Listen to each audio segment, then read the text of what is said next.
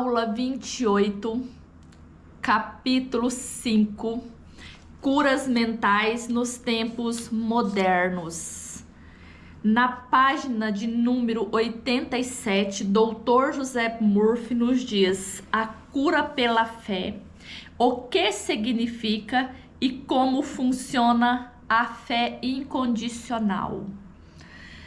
Nessa altura do capítulo 5 da nossa aula de número 28, nós já estamos familiarizados com esses termos. Dr. Joseph Murphy, na aula anterior, ele dividiu uma cura, uma oração científica de uma forma direcionada. Aqui nós já não temos mais dúvidas de como fazer um tratamento científico, com uma oração científica. O que se conhece em geral como cura pela fé não é aquela mencionada na Bíblia, o que significa conhecimento da interação das mentes consciente e subconsciente. Aquele que cura pela fé é um indivíduo que procede sem nenhuma compreensão científica autêntica dos poderes e forças envolvidas. Ele pode alegar possuir um dom especial de cura e simultaneamente a crença absoluta do doente nele ou em seus poderes pode trazer resultados. Já mencionei para vocês sobre essa colocação do Dr. Joseph Murphy. Ele está dizendo que não é que aquelas pessoas que têm a fé de uma forma que nós utilizamos inconsciente esse termo, que a pessoa tem aquela fé sem compreender como que funcionou. Ele está dizendo que esse poder, essa cura, não é um dom especial de Jesus, de Maomé, de Buda. O que ele está tentando dizer, ou melhor, o que ele está afirmando, e o próprio Cristo afirmou que qualquer pessoa poderia fazer, porque o poder está dentro de nós. Mas ele diz uma coisa incrível aqui, já nesse primeiro parágrafo, quando ele diz: aquele que cura pela fé é um indivíduo que assim procede sem nenhuma compreensão científica autêntica dos poderes e das forças envolvidas. Em uma aula anterior, eu mencionei sobre esses lugares considerados sagrados, essa egrégora de energia dessas forças envolvida nesses lugares. Quando uma ou mais mentes, quando nós estamos em consciência num único propósito, o mesmo quando a gente vai em um culto, em uma reunião, seja ela religiosa, seja ela até mesmo de uma reunião profissional. Quando 2 sócios, 3 sócios ou mais pessoas, colaboradores de uma empresa, está envolvido num único propósito, aquele objetivo ele tende a desenvolver mais rápido e de uma forma mais eficaz, porque as pessoas estão emanando energia, vibrações para aquele objetivo. Quando pessoas estão ali numa reunião e têm pensamentos contraditórios um dos outros, a tendência daquele objetivo é demorar muito tempo ou nem mesmo se chegar a um acordo, porque as mentes estão em objetivo em lugares diferentes. O mesmo acontece nesses lugares sagrados. Por isso que o Dr. Joseph Murphy está dizendo que esses poderes e forças envolvidas, que são as forças dessa inteligência que nós chamamos angélicas. O Dr. Joseph Murphy vai usar muito o termo de a inteligência infinita, esses poderes que estão em todos os lugares. Apenas com a nossa mente nós concentramos num ponto, seja numa igreja, seja numa reunião, seja numa festa. Às vezes as pessoas estão no mesmo intuito numa festa, de fazer um vandalismo, de fazer um passeio que seja ali um grupo de pessoas. Se tiver 2 pessoas já envolvidas naquele propósito, eu estou falando de lugares sagrados, mas nós podemos observar para qualquer lugar. Eu citei desde uma festa até uma família. Quando um pai, uma mãe ou um esposo, uma esposa, um filho, eles têm a mesma linguagem, o mesmo vocabulário dentro do lar, ali tem uma harmonia. Quando os pais de uma criança, de um adolescente ou de uma pessoa adulta têm uma discordância de ideia para educar ou para conversar com essa determinada pessoa, o que acontece? Nós temos uma experiência ali de desarmonia. Por isso que é extremamente importante sabermos falar a mesma língua em uma reunião, em um lugar sagrado, em uma igreja. Qual é o meu objetivo? As pessoas estão ali buscando cura, as pessoas estão ali buscando harmonia, e eu estou duvidando o que pode acontecer. Uma discordância de ideias, de pensamento, uma vibração, uma energia contrária, e isso altera o ambiente. Se essa pessoa com esse pensamento é mais inferior, no sentido, só uma pessoa tem menos força do que 50. Tem 50 pessoas pensando positivo, uma negativa, essa 50 vai vencer. Tem 50 pessoas pensando negativo e você pensando positivo, você tem que ter um poder, uma vontade muito grande, tá? Porque não é a quantidade, mas a qualidade da sua intenção ali tem que ser muito forte, tem que ser verdadeira, certo? Em diversas partes do mundo, curandeiros tratam seus pacientes com danças, encantamentos e invocação de espíritos. O doente pode ser curado ao tocar uma relíquia ou um santo, usar trajes rituais especiais, acender incensos ou velas, ou beber uma mistura de ervas. Tudo aquilo que o leva a acreditar sinceramente no método ou no processo tornará mais provável a cura.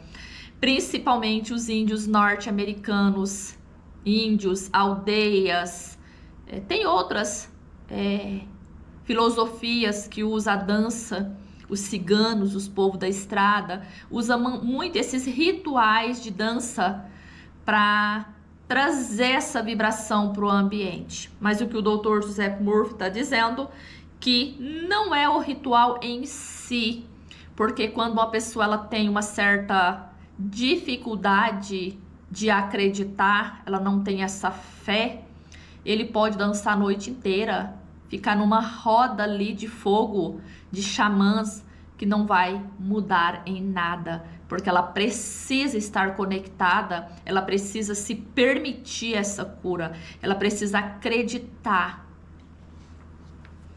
Qualquer método que leve o indivíduo a passar do medo e da preocupação para a fé e a esperança produzirá a cura. Muitos alegam que, uma vez que suas teorias individuais produzem resultado, elas devem ser, por conseguinte, ser corretas e verdadeiras. Conforme vimos acima, essa alegação não se sustenta.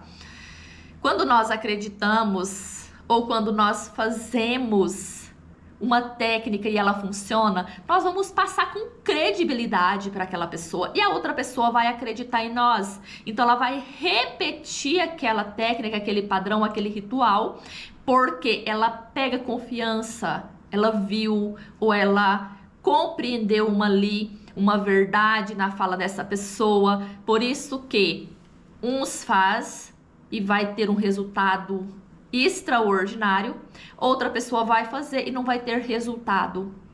Por isso é interessante você ir experimentando o que funciona para você. Se for orar sozinho num quarto, faça. Se for você ler um livro, faça. Se for você ler a Bíblia em voz alta, faça. Se for você escrever, faça. Mas vai observando o que responde dentro de você um sentimento com mais autenticidade, com mais confiança. O que você confia mais? Você achou que a escrita fez mais sentido? Você sentiu mais fé? Você sentiu mais confiança? Você vai ter que experimentar. Por isso que o doutor diz que quando um método funciona para aquela pessoa, ele vai dizer que aquele é o verdadeiro, que aquele que funciona. E, de certa maneira, para ele, é verdade. Mas ele está dizendo que essa alegação não sustenta no sentido de regra absoluta.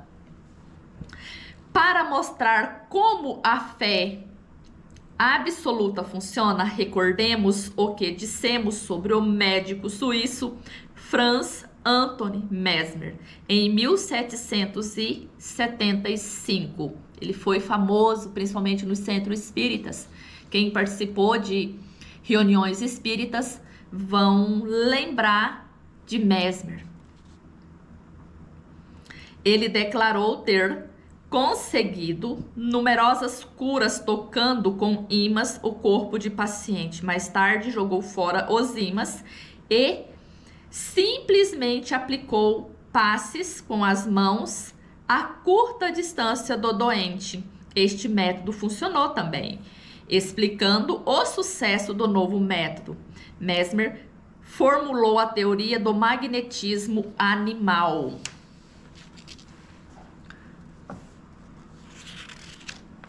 Segundo ele, trata-se de um fluido que satura o universo, mas que é, sobretudo, ativo no organismo humano. Afirmou ele que o fluido magnético era transmitido por suas mãos para o corpo doente e que era transferência do magnetismo animal que os curava. Multidões correram para procurá-lo e muitas curas maravilhosas foram comunicadas.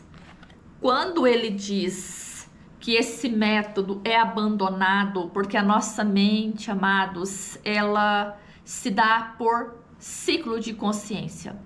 Quando nós entendemos e compreendemos certo método, nós ficamos ali por um tempo praticando aquilo. Quando a nossa mente ela vai evoluindo, nós vamos tirando essas muletas. É como andar de bicicleta quando nós somos criança. Eu não tive essa experiência, mas as crianças de hoje sim. Na minha época era na base do aprende escondido de quem tinha, porque eu nunca tive uma bicicleta na minha vida, então nem sequer eu tinha rodinhas para equilibrar. Mas vamos usar esse exemplo que seja bem um exemplo que serve para a gente utilizar como esses métodos que o doutor coloca, que Mesmer fez. Você começa a aprender a andar de bicicleta, você usa as duas rodinhas para equilibrar, para você não cair. Quando você vai entendendo que você já dá conta, você retira as rodinhas. Quando você já acha que você sabe demais, você já não segura com as duas mãos no guidão, você já segura só com uma. Depois você já nem precisa muito segurar com uma mão, você já solta as duas mãos. E aqueles mais ousados já até digita hoje mensagem no telefone, já atende o telefone de moto, de bicicleta. Não que eu concorde muito com isso, né? Porque não tem só ele no trânsito, tem mais pessoas. Isso passa de um território de responsabilidade e passa para ser uma pessoa inconsequente, porque tem outras pessoas ali, mas não vou entrar nesse mérito. O que eu quero dizer é que esses métodos mais grosseiro, quando nós vamos compreendendo, nós vamos substituindo eles por outros. Não é que eles não servem. Eles não servem para nós no momento, servem para outras pessoas. É quando você quebra também uma perna, você vai ou usar uma botinha, ou você vai usar uma muleta, uma cadeira de roda, depois você vai passar para alguém que está precisando. Então, é a mesma coisa que ele está dizendo. E ele fala desse fluido que satura o universo, é uma energia. Essa energia, ela está em todo lugar. Por isso que ele diz que ela satura o universo, mas que, sobretudo, ativo no organismo humano. Independente se você conhece essa teoria ou não, ela atua no nosso organismo. Ela é a própria consciência nossa, é uma energia de cura que, ao mesmo tempo que ela está em todos os lugares, ela também está no nosso organismo, mesmo porque ela tem que estar em todo lugar. Por isso que ela responde de modo muito preciso. Ele diz que a partir daí ele deixou esses ímãs e utilizou o passe, aquelas imposições de mãos que tem nas igrejas, nos templos, no centro espírita, o próprio reiki, o jurei, são técnicas que nós utilizamos as mãos próximo ou o toque com o paciente. Mas hoje nós já sabemos que não precisa estar próximo da pessoa. À distância nós fazemos isso muito bem, porque lembra, essa energia está no outro corpo da pessoa, ou melhor dizendo, no corpo da pessoa, que eu quis dizer no nosso e também no corpo dessa pessoa, mas ela também está no universo, ela também está nas plantas, ela também está no mineral, ela está acima do nosso sistema solar, ela está em todo lugar. Então ela é uma inteligência, ela é uma energia, ela é um fluido inteligente que carrega, ou seja, ela é como se ela tivesse ali uma sementinha, o germe da inteligência. Quando você conscientiza, é como se ela desabrochasse, é como se ela fizesse essa cura. Mudando-se Mesmer para Paris, o governo nomeou uma comissão para investigar suas curas. Seus membros incluíam médicos ilustres e membros de academia de ciência, da qual Benjamin Franklin era um dos titulares. Então, eram pessoas grandes, eram consciências que tinham um respeito ali da sociedade. Após rigorosa pesquisa, a comissão reconheceu que Mesmer conseguira curas confirmadas, mas sustentou não haver prova da validade da sua teoria do fluido magnético, mesmo porque não tem como a gente guardar numa garrafa e você utilizar ele como se fosse um medicamento. Pronto, tá aqui esse fluido, essa energia inteligente está dentro dessa garrafinha, eu vou te vender. Apesar de que hoje o povo já vende isso aí na igreja, né? Então, mas não é comprovado cientificamente que é isso que ele está dizendo. E sugeriu que os efeitos eram devido à imaginação dos pacientes. Não deixa de não ser uma realidade, mas também não deixa de ser uma realidade que esse fluido, essa energia, ela está em todo lugar e que no momento nós não temos aparelhos que comprovem que ela está aqui e que ela é capaz de curar, mas que não deixa de ser uma verdade. Pouco depois desse fato, Mesmer foi exilado, faleceu em 1815. Pouco depois dessa data, Dr. James Braidher, Inglaterra, resolveu provar que o fluido magnético nada tinha a ver com as curas do Dr. Mesmer. Descobriu Braidher que pacientes podiam, através de sugestão, ser induzido a entrar em sono hipnótico enquanto se encontrava em transe. Ele conseguia produzir muito dos fenômenos notáveis que Mesmer atribuía ao magnetismo animal. Então, nós já passamos aí por 3 métodos. Primeiro, ele usava umas cordas, colocava numa árvore. Depois, ele magnetizou essa árvore, bastava as pessoas aproximar ou tocar. Depois, ele usou a técnica das mãos, né? Aí veio outro, o James, e ele disse que não precisava de nada disso. Era a imaginação, a autossugestão, talvez ali da pessoa, que conseguia essas curas. É evidente que todas as curas foram, sem menor dúvida, o doutor afirma isso, causada pela imaginação ativa do paciente, juntamente com uma sugestão poderosa de saúde transmitida à mente subconsciente. Não é injusto denominar esse estado de fé cega, porque nem os pacientes, nem os praticantes compreendiam como as curas aconteciam. E como eles não sabiam como que isso acontecia, era necessário esse tipo de teoria.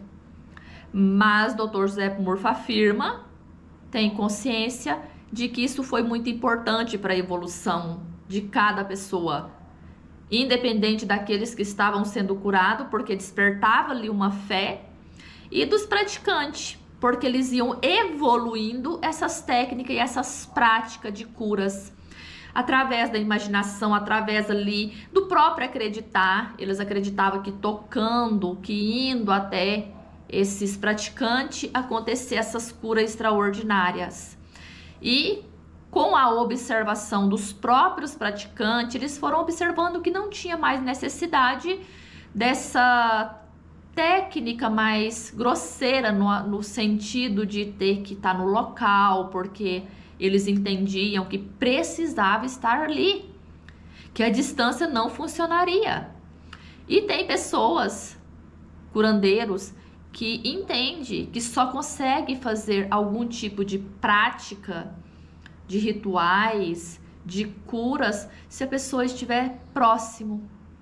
E tem curandeiros também que não cura todo mundo. Aquelas pessoas que não acreditam, que não tem aquela fé naquilo, ele não é curado.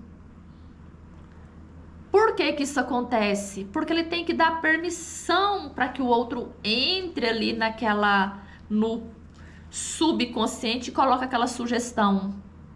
Mas por que então que muitos não sabiam disso? Não sabia desse poder que ele próprio tinha? E por que que eles se curavam? Por que que essas pessoas tinham... Tem pessoas também, vou voltar um ponto, abrir um parêntese aqui. Tem pessoas também que não acreditam e acaba que recebendo essa cura. Por quê? Porque essa pessoa é incrédula, às vezes essa pessoa é muito cética. E o que que acontece na mente dela? Ela fica muito vulnerável. Vocês vão observar que na Bíblia muitos duvidavam de Jesus e ele curou. E muitos pediam a cura e Jesus não curou. Então aqueles que vai até um praticante e não recebe uma cura, e muitas vezes ele está dizendo que ele quer muito uma cura, mas ele quer às vezes até provar para ele mesmo ou para aquela pessoa que ele quer aquela cura, ele quer provar que aquilo acontece, ele quer provar que aquilo é real e não acontece.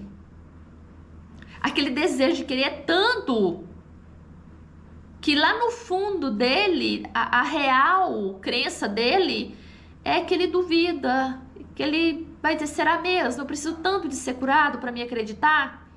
E não acontece. Falo isso porque eu tinha pessoas muito próximas de mim e essa pessoa dizia que ele precisava ver, que ele não acreditava. Ele dizia, eu não acredito em nada disso. E a melhor maneira para estas pessoas é elas mesmo praticando, elas mesmo colocando à prova o próprio ceticismo deles. Alguns mestres fazem, mostram, provam que eles são capazes de fazer isso, provam. Mas quando você chega nesse estado de consciência que você já consegue ter essa, como que eu posso dizer, ter essa capacidade mental, essa clareza na mente, ele já não quer provar nada para ninguém. Eles não têm mais essa vaidade. Então, eles não vão ficar fazendo isso por exibicionismo. Eles vão fazer aquilo que é sério, eles vão fazer aquilo que realmente vai mudar a vida de uma pessoa. Eles estão trabalhando para a humanidade, eles não estão ali para provar que aquilo realmente é uma verdade. Então, quero que vocês leiam novamente da página 87 e 88. Observa como que Dr. Joseph Murphy não está fazendo uma crítica, mas sim uma observação, e que ele compreendeu que era extremamente necessário para a humanidade naquela época, e ele dizia mais que isso era muito necessário para a nossa evolução. Por isso ele diz aqui, ó, é evidente que todas as curas, sem a menor dúvida, causada pela imaginação ativa do paciente, juntamente com a sugestão poderosa de saúde transmitida à mente subconsciente, não é injusto denominar esse estado de fé cega, porque nem mesmo o paciente e nem mesmo o praticante compreendia como que isso acontecia. Por isso ele compreendia que essas pessoas foram abrindo caminhos para que nós chegássemos a essa compreensão. Que o poder está dentro de nós, que nós não dependemos de um lugar sagrado. Claro que se nós pudermos ir, nós acreditar, isso é ótimo. Às vezes nós precisamos de algo ali que seja como se fosse uma emergência, de você ir ali tomar uma injeção até você conseguir raciocinar, pensar, se organizar um pouco melhor, equilibrar. Então é necessário. Em nenhum momento o Dr. Joseph Murphy descarta esse conjunto de técnicas com a nossa consciência. Tanto que em vários momentos ele indica, ele pede para as pessoas que procuravam ele para ir ao médico, para orar, para encontrar um médico que fosse uma pessoa espiritualizada, que fosse uma pessoa com conhecimento espiritual, porque ele sabia que aquela pessoa teria uma cura mais rápida, uma cura mais eficaz se ela fosse naquele profissional. E ele dizia mais: essa mesma inteligência infinita, ela também está no médico, é porque ela está em todo lugar. A sabedoria do Dr. Joseph Murphy era impressionante, mesmo porque ele era médico. E por que ele indicava os próprios profissionais, colega dele, sendo que ele próprio tinha saído dos ambulatórios? Porque ele conseguia compreender aqueles que eram capazes de curar através da ciência mental e aqueles que tinham a necessidade de cura através do profissional da medicina tradicional. Faça uma reflexão aqui, coloque em prática alguns desses exercícios e nós nos encontramos na nossa próxima aula.